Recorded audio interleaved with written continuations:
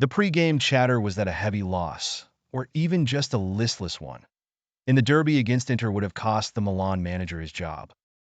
So what did Fonseca do? Two things stood out. He rolled the dice with a 4-2-4 formation. Tammy Abraham joining Alvaro Morata up front, with Rafael Leao and Christian Pulisic high up the pitch, and two attacking fullbacks such as Theo Hernandez and Emerson Royal. And he got a fiery reaction from his players. They weren't just up for it. They were wound up and with a mostly cool head, which is exactly what you want to see when you're an embattled coach. Pulisic's opener was the embodiment of this. Cool and direct as you like until the ball hits the back of the net, and then a rampaging celebration straight out of WWE, which galvanized the red and black half of the city. To Johnny Reinders, playing in a two-man midfield, was everywhere, perhaps a direct result of the extra responsibility that comes knowing it's just you and Yusuf Fofana in the middle of the park. They didn't stop running and taking risks even after Inter's equalizer. And it was only the superb form of Jan Sommer between the posts that kept this game to 2-1, the winner coming from Milan fan and homegrown defender Matteo Gabbia, another surprise starter. The only sour note?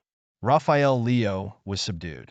That said, his mere presence, even when he's contributing little, puts opponents on edge. As for Inter, Simone Inzaghi said they didn't look like a team, which is one way of taking responsibility.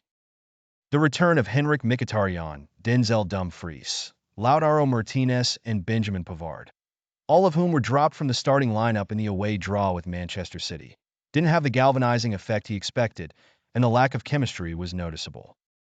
In his defense, teams just aren't accustomed to, or built for, facing a 4-2-4.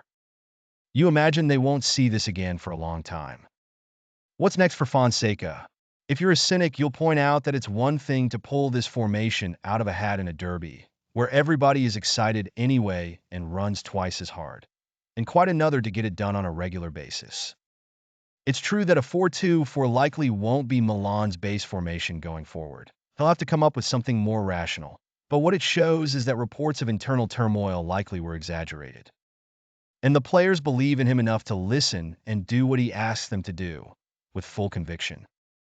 For a new manager, that's already a big win.